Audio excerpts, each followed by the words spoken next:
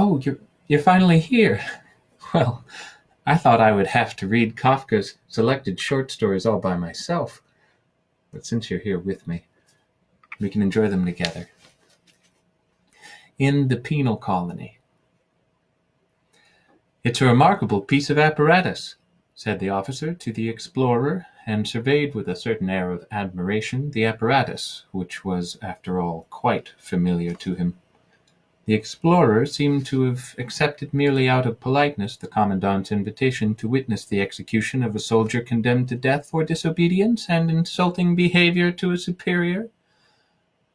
Nor did the colony itself betray much interest in this execution. At least, in the small sandy valley, a deep hollow surrounded on all sides by naked crags, there was no one present save the officer, the explorer, the condemned man, who was a stupid-looking, wide-mouthed creature with bewildered hair and face, and the soldier who held the heavy chain controlling the small chains locked on the prisoner's ankles, wrists, and neck, chains which were themselves attached to each other by communicating links. In any case, the condemned man looked so like a submissive dog that one might have thought he could be left to run free on the surrounding hills and would only need to be whistled for when the execution was due to begin. The explorer did not much care about the apparatus and walked up and down behind the prisoner with almost visible indifference while the officer made the last adjustments, now creeping beneath the structure, which was bedded deep in the earth, now climbing a ladder to inspect its upper parts. These were tasks that might well have been left to a mechanic, but the officer performed them with great zeal, whether because he was a devoted admirer of the apparatus or because of other reasons the work could be entrusted to no one else. "Ready now," he called at last, and climbed down from the ladder. He looked uncommonly limp, breathed with his mouth wide open, and had tucked two fine ladies' handkerchiefs under the collar of his uniform. "These uniforms are too heavy for the tropics, surely," said the explorer, instead of making some inquiry about the apparatus, as the officer had expected. "Of course," said the officer, washing his oily and greasy hands in a bucket of water that stood ready. "But they mean home to us. We don't want to forget about home. Now, just have a look at this machine," he added at once, simultaneously drying his hands on a towel and indicating the apparatus. "Up till now a few things still had to be set by hand, but from this moment it works all by itself." The explorer nodded and followed him. The officer, anxious to secure himself against all contingencies, said, "Things sometimes go wrong, of course. I hope that nothing goes wrong today, but we have to allow for the possibility. The machinery should go on working continuously for 12 hours, but if anything does go wrong, it will only be some small matter that can be set right at once. Won't you take a seat?" he asked, finally, drawing a cane chair out from among a heap of them, and offering it to the explorer, who could not refuse it. He was now sitting at the edge of a pit, into which he glanced for a fleeting moment. It was not very deep. On one side of the pit, the excavated soil had been piled up in a rampart. On the other side of it stood the apparatus. "I don't know," said the officer, "if the commandant has already explained this apparatus to you." The explorer waved one hand vaguely. The officer asked for nothing better, since now he could explain the apparatus himself. "This apparatus," he said, taking hold of a crank handle and leaning against it, "was invented by our former commandant. I assisted at the very earliest experiments and had a share in all the work until its completion, but the credit of inventing it belongs to him alone. Have you ever heard of our former commandant? No? Well, it isn't saying too much if I tell you that the organization of the whole penal colony is his work. We who were his friends knew even before he died that the organization of the colony was so perfect that his successor, even with 1,000 new schemes in his head, would find it impossible to alter anything, at least for many years to come. And our prophecy has come true. The new commandant has had to acknowledge its truth. A pity you never met the old commandant, but," the officer interrupted himself, I am rambling on, and here stands his apparatus before us. It consists, as you see, of 3 parts. In the course of time, each of these parts has acquired a kind of popular nickname. The lower one is called the bed, the upper one the designer, and this one here in the middle that moves up and down is called the harrow. The harrow? Asked the explorer. He had not been listening very attentively. The glare of the sun in the shadeless valley was altogether too strong. It was difficult to collect one's thoughts. All the more did he admire the officer, who, in spite of his tight-fitting full-dress uniform coat amply befrogged and weighed down by epaulets, was pursuing his subject with such enthusiasm, and, besides talking, was still tightening a screw here and there with a spanner. As for the soldier, he seemed to be in much the same condition as the explorer. He had wound the prisoner's chain round both his wrists, propped himself on his rifle, and let his head hang, and was paying no attention to anything. That did not surprise the explorer, for the officer was speaking French, and certainly neither the soldier nor the prisoner understood a word of French. It was all the more remarkable, therefore, that the prisoner was none the less making an effort to follow the officer's explanations. With a kind of drowsy persistence, he directed his gaze wherever the officer pointed a finger, and at the interruption of the explorer's question, he too, as well as the officer, looked round. "Yes, the harrow," said the officer. "A good name for it. The needles are set in like the teeth of a harrow, and the whole thing works something like a harrow, although its action is limited to one place and contrived with much more artistic skill. Anyway, you'll soon understand it. On the bed here the condemned man is laid. I'm going to describe the apparatus first before I set it in motion. Then you'll be able to follow the proceedings better. Besides, one of the cogwheels in the designer is badly worn. It creaks a lot when it's working. You can hardly hear yourself speak. Spare parts, unfortunately, are difficult to get here. Well, here is the bed. As I told you, it is completely covered with a layer of cotton wool. You'll find out why later. On this cotton wool the condemned man is laid, face down, quite naked, of course. Here are the straps for the hands, here for the feet, and here for the neck, to bind him fast. Here at the head of the bed, where the man, as I said, first lays down his face, is this little gag of felt, which can be easily regulated to go straight into his mouth. It is meant to keep him from screaming and biting his tongue. Of course, the man is forced to take the felt into his mouth, for otherwise his neck would be broken by the strap. "Is that cotton wool?" asked the explorer, bending forward. "Yes, certainly," said the officer, with a smile. "Feel it for yourself." He took the explorer's hand and guided it over the bed. "It's specially prepared cotton wool. That's why it looks so different. I'll tell you presently what it's for."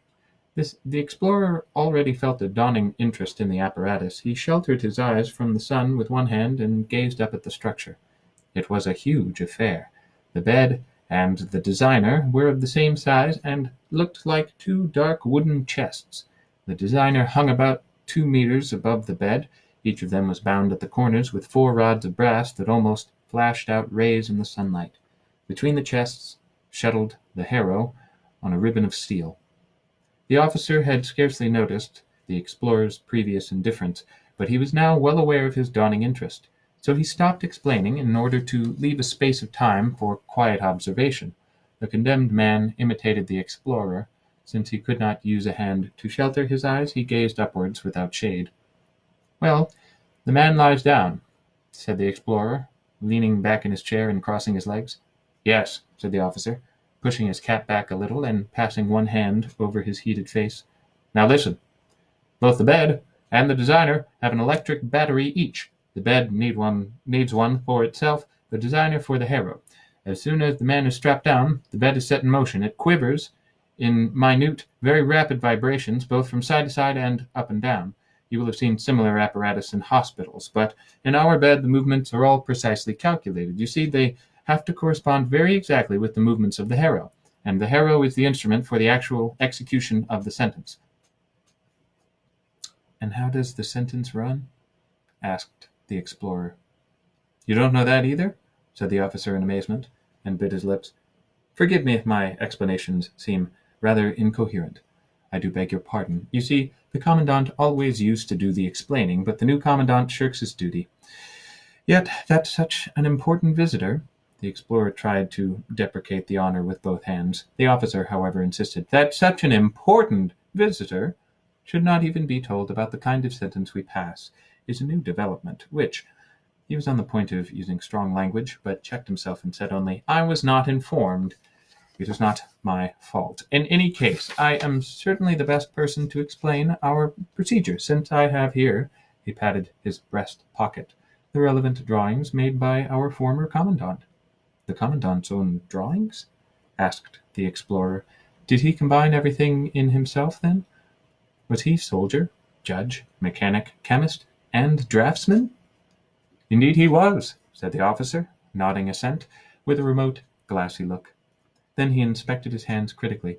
They did not seem clean enough to him for touching the drawing, so he went over to the bucket and washed them again.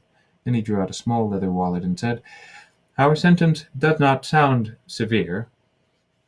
Whatever commandant the prisoner has disobeyed is written upon his body by the harrow. This prisoner, for instance, the officer indicated the man, will have written on his body, Honor thy superiors. Whatever commandment the prisoner has disobeyed is written upon his body by the harrow. This prisoner, for instance, the officer indicated the man, will have written on his body, Honor thy superiors. The explorer glanced at the man. He stood as the officer pointed him out, with bent head, apparently listening with all his ears in an effort to catch what was being said. Yet the movement of his blubber lips, closely pressed together, showed clearly that he could not understand a word. Many questions were troubling the explorer, but at the sight of the prisoner he asked only, Does he know his sentence? No, said the officer, eager to go on with his exposition, but the explorer interrupted him. He doesn't know the sentence that has been passed on him. No, said the officer again, pausing a moment as if to let the explorer elaborate his question, and then said, There would be no point in telling him. He'll learn it on his body. The explorer intended to make no answer, but he felt the prisoner's gaze turned on him. It seemed to ask if he approved such goings-on. So he bent forward again, having already leaned back in his chair, and put another question. But surely he knows that he has been sentenced? Nor that either, said the officer, smiling at the explorer, as if expecting him to make further surprising remarks. No, said the explorer, wiping his forehead. Then he can't know either whether his defense was effective. He has had no chance of putting up a defense, said the officer, turning his eyes away as if speaking to himself, and so sparing the explorer the shame of hearing self-evident matters explained. But he must have had some chance of defending himself, said the explorer, and rose from his seat. The officer realized that he was in danger of having his exposition of the apparatus held up for a long time, so he went up to the explorer, took him by the arm, waved a hand towards the condemned man, who was standing very straight now that he had so obviously become the center of attention. The soldier had also given the chain a jerk, and said, This is how the matter stands. I have been appointed judge in this penal colony, despite my youth, for I was the former commandant's assistant in all penal matters, and know more about the apparatus than anyone. My guiding principle is this: guilt is never to be doubted. Other courts cannot follow that principle, for they consist of several opinions and have higher courts to scrutinize them. That is not the case here, or at least it was not the case in the former commandant's time. The new man has certainly shown some inclination to interfere with my judgments, but so far I have succeeded in fending him off and will go on succeeding. You wanted to have the case explained. It is quite simple. Like all of them, a captain reported to me this morning that this man, who had been assigned to him as a servant and sleeps before his door, had been asleep on duty. It is his duty, you see, to get up every time the hour strikes and salute the captain's door. Not an exacting duty, and very necessary, since he has to be a sentry as well as a servant, and must be alert in both functions. Last night, the captain wanted to see if the man was doing his duty. He opened the door as the clock struck 2, and there was his man curled up asleep. He took his riding whip and lashed him across the face. Instead of getting up and begging pardon, the man caught hold of his master's legs, shook them, and cried, "Throw that whip away, or I'll eat you alive." That's the evidence. The captain came to me an hour ago. I wrote down his statement, and appended the sentence to it. Then I had the man put in chains. That was all quite simple. If I had first called the man before me and interrogated him, things would have got into a confused tangle. He would have told lies, and had I exposed these lies, he would have backed them up with more lies, and so on and so forth. As it is, I've got him, and I won't let him go. Is that quite clear now? But we're wasting time. The execution should be beginning, and I haven't finished explaining the apparatus yet."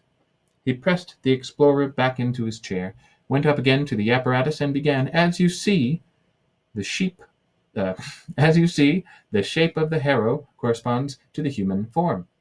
Here is the harrow for the torso. Here are the harrows for the legs. For the head there is only this one small spike. Is that quite clear?"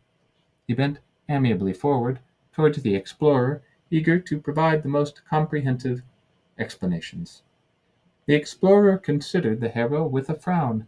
The explanation of the judicial procedure had not satisfied him.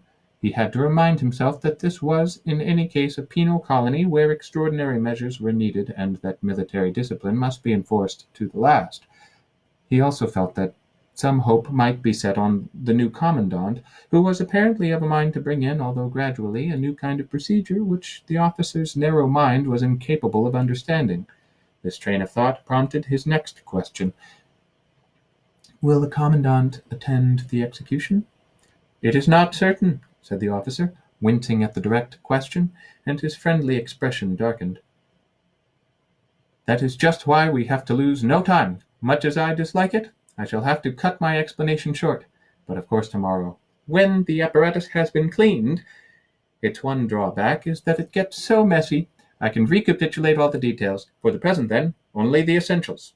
When the man lies down on the bed, and it begins to vibrate, the harrow is lowered onto his body. It regulates itself automatically, so that the needles barely touch his skin.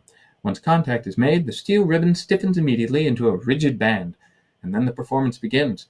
An ignorant onlooker would see no difference between one punishment and another. The harrow appears to do its work with uniform regularity. As it quivers, its points pierce the skin of the body, which is itself quivering from the vibration of the bed, so that the actual progress of the sentence can be watched. The harrow is made of glass. Getting the needles fixed in the glass was a technical problem, but after many experiments we overcame the difficulty. No trouble was too great for us to take, you see. And now anyone can look through the glass and watch the inscription taking form on the body. Wouldn't you care to come a little nearer and have a look at the needles?" The explorer got up slowly, walked across, and bent over the harrow. "You see," said the officer, "there are two kinds of needles arranged in multiple patterns. Each long needle has a short one beside it. The long needle does the writing, and the short needle sprays a jet of water to wash away the blood and keep the inscription clear. Blood and water together are then conducted here through small runnels into this main runnel and down a waste pipe into the pit."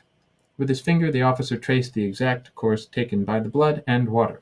To make the picture as vivid as possible, he held both hands below the outlet of the waste pipe as if to catch the outflow, and when he did this, the explorer drew back his head and, feeling behind him with one hand, sought to return to his chair. To his horror, he had found that the condemned man, too, had obeyed the officer's invitation to examine the harrow at close quarters, and had followed him. He had pulled forward the sleepy soldier with the chain, and was bending over the glass. One could see that his uncertain eyes were trying to perceive what the two gentlemen had been looking at, but since he had not understood the explanation, he could not make head or tail of it. He was peering this way and that way. He kept running his eyes along the glass. The explorer wanted to drive him away, since what he was doing was probably culpable, but the officer firmly restrained the explorer with one hand, and with the other took a clod of earth from the rampart and threw it at the soldier. He opened his eyes with a jerk, saw what the condemned man had dared to do, let his rifle fall, dug his heels into the ground, dragged his prisoner back so that he stumbled and fell immediately, and then stood looking down at him, watching him struggling and rattling in his chains. Set him on his feet, yelled the officer, for he noticed that the explorer's attention was being too much distracted by the prisoner. In fact, he was even leaning right across the harrow, without taking any notice of it, intent only on finding out what was happening to the prisoner. "Be careful with him," cried the officer again. He ran around the apparatus, himself caught the condemned man under the shoulders, and with the soldier's help got him up on his feet. which kept slithering from under him. "Now I know all about it," said the explorer, as the officer came back to him. "All except the most important thing," he answered, seizing the explorer's arm and pointing upwards. "In the designer are all the cogwheels that control the movements of the harrow, and this machinery is regulated according to the inscription demanded by the sentence. I am still using the guiding plans drawn by the former commandant. Here they are." But he extracted some sheets from the leather wallet. "But I'm sorry, I can't let you handle them. They are my most precious possessions. Just take a seat, and I'll hold them in front of you, like this. Then you'll be able to see everything quite well." He spread out the first sheet of paper. The explorer would have liked to say something appreciative, but all he could see was a labyrinth of lines crossing and recrossing each other, which covered the paper so thickly that it was difficult to discern the blank spaces between them. "Read it," said the officer. "I can't," said the explorer. "Yet it's clear enough," said the officer. "It's very ingenious," said the explorer evasively, "but I can't make it out." "Yes," said the officer with a laugh, putting the paper away again. "It's no calligraphy for school children. It needs to be studied closely. I'm quite sure that in the end you would understand it too. Of course, the script can't be a simple one. It's not supposed to kill a man straight off, but only after an interval of, on average, 12 hours. The turning point is reckoned to come at the 6th hour, so there have to be lots and lots of flourishes around the actual script. The script itself runs round the body only in a narrow girdle. The rest of the body is reserved for the embellishments. Can you appreciate now the work accomplished by the harrow and the whole apparatus? Just watch it." He ran up the ladder, turned a wheel, called down, "Look out, keep to one side," and everything started working. If the wheel had not creaked, it would have been marvelous. The officer, as if surprised by the noise of the wheel, shook his fist at it, then spread out his arms in excuse to the explorer and climbed down rapidly to peer at the working of the machine from below. Something perceptible to no one save himself was still not in order. He clambered up again, did something with both hands in the interior of the designer, then slid down one of the rods instead of using the ladder, so as to get down quicker, and with the full force of his lungs, to make himself heard at all the noise, yelled in the explorer's ear, "Can you follow it? The harrow is beginning to write. When it finishes the first draft of the inscription on the man's back, the layer of cotton wool begins to roll and slowly turns the body over to give the harrow fresh space for writing. Meanwhile, the raw part that has been written on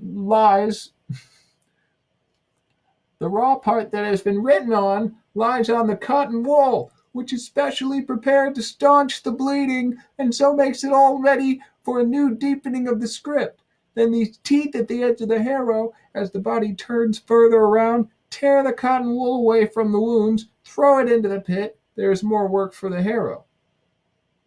So it keeps on writing deeper and deeper for the whole 12 hours. The first 6 hours, the condemned man stays alive almost as before. He suffers only pain. After 2 hours, the felt gag is taken away, for he has no longer strength to scream. Here, into this electrically heated basin at the head of the bed, some warm rice pap is poured, from which the man, if he feels like it, can take as much as his tongue can lap. Not one of them ever misses the chance. I can remember none, and my experience is extensive. Only about the 6th hour does the man lose all desire to eat. I usually kneel down here at the moment and observe what happens. The man rarely swallows his last mouthful. He only rolls it round his mouth and spits it out into the pit. I have to duck just then, or he would spit it in my face. But how quiet he grows at just about the 6th hour. Enlightenment comes to the most dull-witted. It begins around the eyes. From there it radiates, a moment that might tempt one to get under the harrow oneself. Nothing more happens than the man begins to understand the inscription. He purses his mouth as if he were listening. You have seen how difficult it is to decipher the script with one's eyes, but our man deciphers it with his wounds. To be sure, that is a hard task. He needs 6 hours to accomplish it. By that time the harrow has pierced him quite through and casts him into the pit, where he pitches down upon the blood and water and the cotton wool. Then the judgment has been fulfilled, and we, the soldier and I, bury him. The explorer had inclined his ear to the officer, and with his hands in his jacket pockets, watched the machine at work. The condemned man watched it too, but uncomprehendingly. He bent forward a little, and was intent on the moving needles, when the soldier, at a sign from the officer, slashed through his shirt and trousers from behind with a knife, so that they fell off. He tried to catch at his falling clothes to cover his nakedness, but the soldier lifted him into the air and shook the last remnants from him. The officer stopped the machine, and in the sudden silence the condemned man was laid under the harrow. The chains were loosened, and the straps fastened on instead. In the first moment that seemed almost a relief to the prisoner, and now the harrow was adjusted a little lower, since he was a thin man. When the needle points touched him, a shudder ran over his skin. While the soldier was busy strapping his right hand, he flung out his left hand blindly, but it happened to be in the direction towards where the explorer was standing. The officer kept watching the explorer sideways, as if seeking to read from his face the impression made on him by the execution, which had been at least cursorily explained to him. The wrist strap broke. Probably the soldier had drawn it too tight. The officer had to intervene. The soldier held up the broken piece of strap to show him, so the officer went over to him and said, his face still turned towards the explorer, "This is a very complex machine. It can't be helped that things are breaking or giving way here and there, but one must not thereby allow oneself to be diverted in one's general judgment. In any case, this strap is easily made good. I shall simply use a chain. The delicacy of the vibrations for the right arm will of course be a little impaired." And while he fastened the chains, he added, "The resources for maintaining the machine are now very much reduced. Under the former commandant, I had free access to a sum of money set aside entirely for this purpose. There was a store, too, in which spare parts were kept for the repairs of all times. I confess I have been almost prodigal with them. I mean in the past, not now, as the new commandant pretends, always looking for an excuse to attack our old way of doing things. Now he has taken charge of the machine money for himself. And if I send for a new strap, they ask for the broken old strap as evidence, and the new strap takes 10 days to appear, and then is of shoddy material and not much good. But how am I supposed to work the machine without a strap? That's something nobody bothers about." The explorer thought to himself, "It's always a ticklish matter to intervene decisively in other people's affairs." He was neither a member of the Penal Colony, nor a citizen of the state to which it belonged. Were he to denounce this execution, or actually try to stop it, they could say to him, "You are a foreigner. Mind your own business." He could make no answer to that, unless he were to add that he was amazed at himself in this connection, for he travelled only as an observer, with no intention at all of altering other people's methods of administering justice. Yet here he found himself strongly tempted. The injustice of the procedure and the inhumanity of the execution were undeniable. No one could suppose that he had any selfish interest in the matter, for the condemned man was a complete stranger, not a fellow countryman, or even at all sympathetic to him. The explorer himself had recommendations from high quarters, had been received here with great courtesy, and the very fact that he had been invited to attend the execution seemed to suggest that his views would be welcome. And this was all the more likely since the commandant, as he had heard only too plainly, was no upholder of the procedure, and maintained an attitude almost of hostility to the officer. At the moment the explorer heard the officer cry out in rage.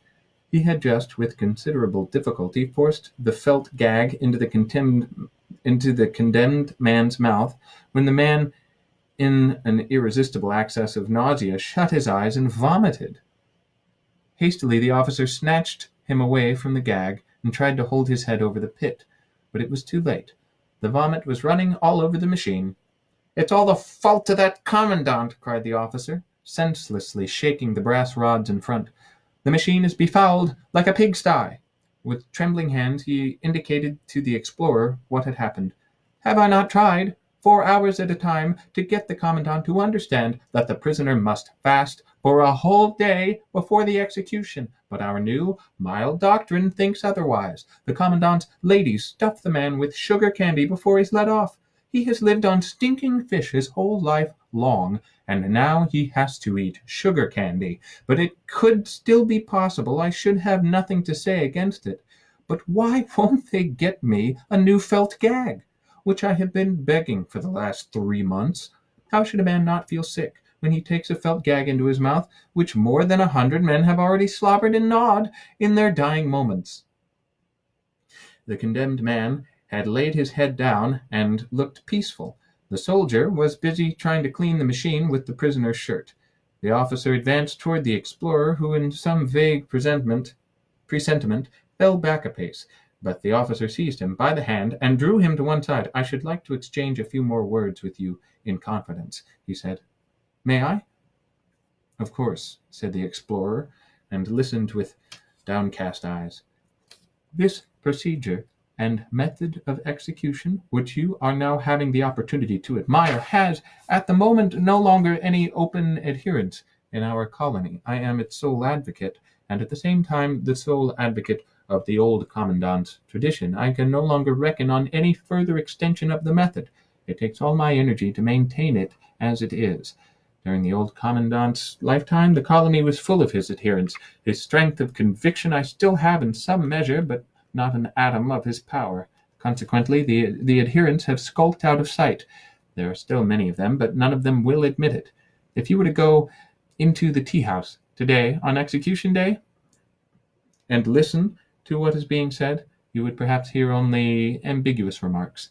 These would be all made by adherents, but under the present commandant and his present doctrines, they are of no use to me.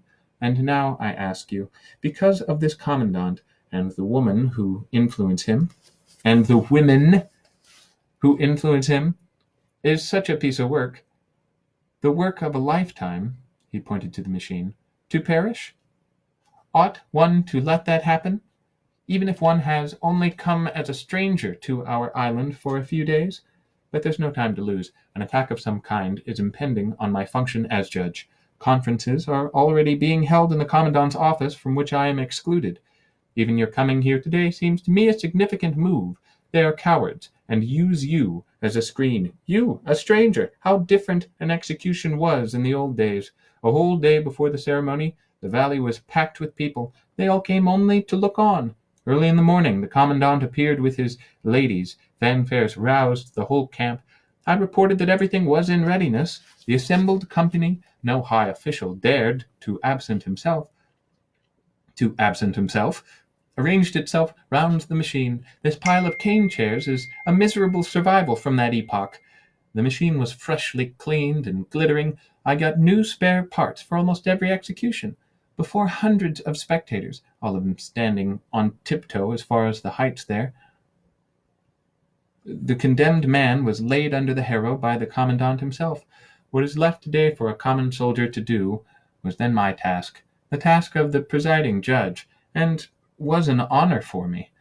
And then the execution began. No discordant noise spoilt the working of the machine. Many did not care to watch it, but lay with closed eyes in the sand. They all knew. Now justice is being done. In the silence one heard nothing but the condemned man's sighs, half muffled by the felt gag. Nowadays the machine can no longer wring from anyone a sigh louder than the felt gag can stifle. But in those days the writing needles let drop an acid fluid which were no longer permitted to use.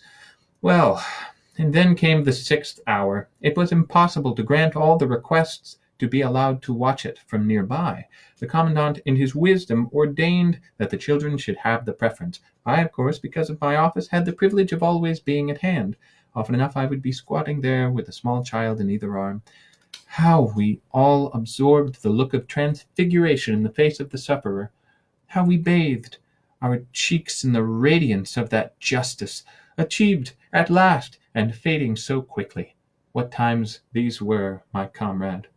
The officer had obviously forgotten whom he was addressing. He had embraced the explorer, and laid his head on his shoulder.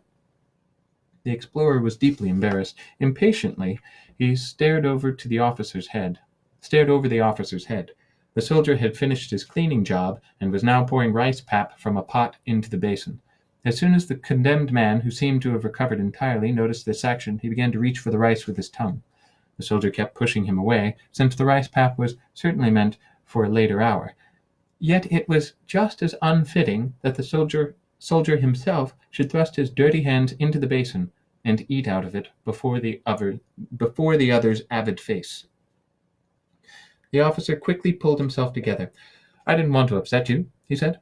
"I know it is impossible to make those days credible now. Anyhow, the machine is still working, and it is still effective in itself. It is effective in itself even though it stands alone in this valley, and the corpse still falls at the last into the pit with an incomprehensibly gentle wafting motion, even although there are no hundreds of people swarming round like flies as formerly. In those days we had to put a strong fence round the pit. It has long since been torn down."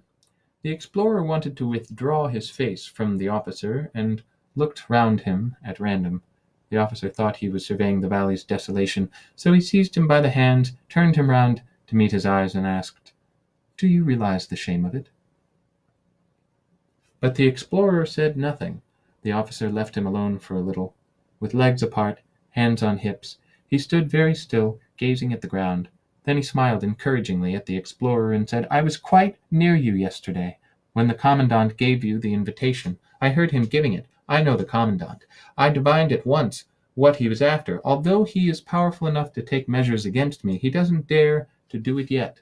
But he certainly means to use your verdict against me, the verdict of an illustrious foreigner. He has calculated it carefully. This is your second day on the island. You did not know the old commandant and his ways. You are conditioned by European ways of thought. Perhaps you object on principle to capital punishment in general, and to such mechanical instruments of death in particular. Besides, you will see that the execution has no support from the public, a shabby ceremony, carried out with a machine already somewhat old and worn. Now, taking all that into consideration, would it not be likely, so thinks the commandant, that you might disapprove of my methods? And if you disapprove, you wouldn't conceal the fact. I'm still speaking from the commandant's point of view, for you are a man to feel confidence in your own well-tried conclusions. True, you have seen and learned to appreciate the peculiarities of many peoples, and so you would not be likely to take a strong line against our proceedings as you might do in your own country. But the commandant has no need of that. A casual, even an unguarded remark will be enough. It doesn't even need to represent what you really think, so long as it can be used speciously to serve his purpose. He will try to prompt you with sly questions, of that I am certain, and his ladies will sit around you and prick up their ears. You might be saying something like this: "In our country we have a different criminal procedure," or "In our country the prisoner is interrogated before he is sentenced," or "We haven't used torture since the Middle Ages." All these statements are as true as they seem natural to you, harmless remarks that pass no judgment on my methods. But how would the commandant react to them? I can see him, our good commandant, pushing his chair away immediately and rushing on to the balcony. I can see his ladies streaming out after him. I can hear his voice. The ladies call it a voice of thunder. Well, and this is what he says: "A famous Western investigator, sent out to study criminal procedure in all the countries of the world, has just said that our old tradition of administering justice is inhumane. Such a verdict from such a personality makes it impossible for me to countenance these methods any longer. Therefore, from this very day I ordain," and so on. You may want to interpose that you never said any such thing, that you never called my methods inhumane. On the contrary, your profound experience leads you to believe they are most humane and most in consonance with human dignity, and you admire the machine greatly, but it will be too late. You won't even get on to the balcony, crowded as it will be with ladies. You may try to draw attention to yourself. You may want to scream out, but a lady's hand will close your lips, and the work of the old commandant will be done for." The explorer had to suppress a smile. So easy, then, was the task he had felt to be so difficult. He said evasively, "You overestimate my influence. The commandant has read my letters of recommendation. He knows that I am no expert in criminal procedure. If I were to give an opinion, it would be as a private individual, an opinion no more influential than that of any ordinary person, and in any case much less influential than that of the commandant, who, I am given to understand, has very extensive powers in this penal colony.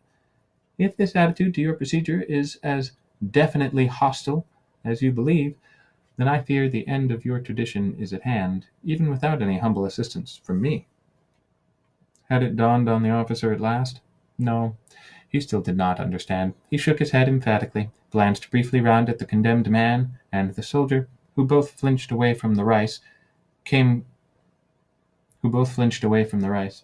close up to the explorer, and without looking at his face, but fixing his eye on some spot on his coat, said in a lower voice than before, "You don't know the Commandant.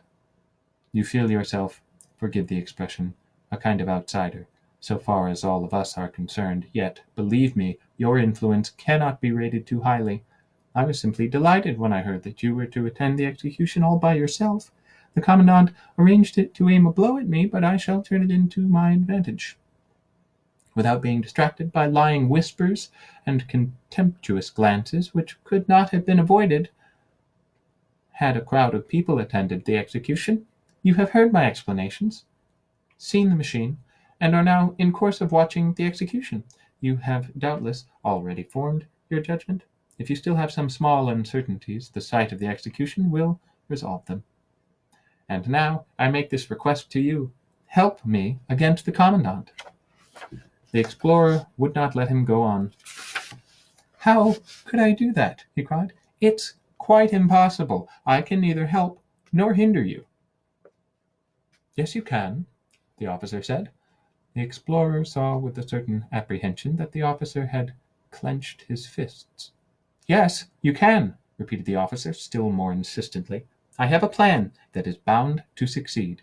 You believe your influence is insufficient. I know that it is sufficient. But even granted that you are right, it is not necessary, for the sake of preserving this tradition, to try even what might prove. But even granted that you are right, is it not necessary, for the sake of preserving this tradition, to try even what might prove insufficient?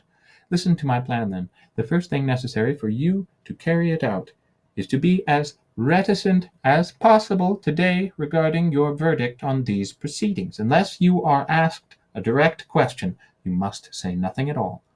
But what you do say must be brief and general. Let it be remarked that you would prefer not to discuss the matter, that you are out of patience with it, that if you are to let yourself go, you would use strong language. I don't ask you to tell any lies, by no means. You should only give curt answers, such as, "Yes, I saw the execution," or "Yes, I had it explained to me." Just that, nothing more. There are grounds enough for any impatience you betray, although not such as will occur to the Commandant. Of course, he will mistake your meaning and interpret it to please himself. That's what my plan depends on. Tomorrow in the Commandant's office there is to be a large conference of all the high administrative officials, the Commandant presiding. Of course, the Commandant is the kind of man to have turned these conferences into public spectacles. He has had a gallery built that is always packed with spectators. I am compelled to take part in the conferences, but they make me sick with disgust. Now, whatever happens, you will certainly be invited to this conference. If you behave today as I suggest, the invitation will become an urgent request. But if for some mysterious reason you're not invited, you'll have to ask for an invitation. There's no doubt of your getting it then. So tomorrow you're sitting in the Commandant's box with the ladies. He keeps looking up to make sure you're there, after various trivial and ridiculous matters brought in merely to impress the audience, mostly harbor works, nothing but harbor works. Our judicial comes up for discussion too. If the Commandant doesn't introduce it, not soon enough, I'll see that it's mentioned. I'll stand up and report that today's execution has taken place. Quite briefly, only a statement. Such a statement is not usual, but I shall make it. The Commandant thanks me, as always, with an amiable smile, and then can't restrain himself. He seizes the excellent opportunity. "It has just been reported," he will say, or in words to that effect, "that an execution merely to add that the execution was witnessed by the famous explorer who has, as you all know, honored our colony so greatly by his visit to us. His presence at today's session of our conference also contributes to the importance of this occasion. Should we not now ask the famous explorer to give us his verdict on our traditional mode of execution and the procedure that leads up to it?" Of course, there is loud applause, general agreement. I am more insistent The commandant bows to you and says, "Then in the name of the assembled company, I put the question to you." And now you advance to the front of the box, lay your hands where everyone can see them, where the ladies will catch them, and press your fingers. And then, at last, you can speak out. I don't know how I'm going to endure the tension of waiting for that moment. Don't put any restraint on yourself when you make your speech. Publish the truth loud. Lean over the front of the box. Shout, yes indeed. Shout your verdict, your unshakable conviction at the commandant. Yet perhaps you wouldn't care to do that. It's not in keeping with your character. In your country, perhaps people do these things differently. Well, that's all right, too. That will be quite as effective. Don't even stand up. Just say a few words, even in a whisper, so that only the officials beneath you will hear them. That will be quite enough. You don't even need to mention the lack of public support for the execution, the creaking wheel, the broken strap, the filthy gag. No, I'll take all that upon me, and believe me, if my indictment doesn't drive him at the conference hall, it will force him on his knees to make the acknowledgment. Old commandant, I humble myself before you. That is my plan. Will you me to carry it out? But of course you are willing. What is more, you must. And the officer seized the explorer by both arms and gazed, breathing heavily, into his face. He had shouted the last sentence so loudly that even the soldier and the condemned man were startled into attending. They had not understood a word, but they stopped eating and looked over at the explorer, chewing previous mouthfuls. From the very beginning the explorer had no doubt about what answer he must give. In his lifetime he had experienced too much to have any uncertainty here. He was fundamentally honorable and unafraid. And yet now, facing the soldier and the condemned man, he did hesitate, for as long as it took to draw one breath. At last, however, he said, as he had to, "No." The officer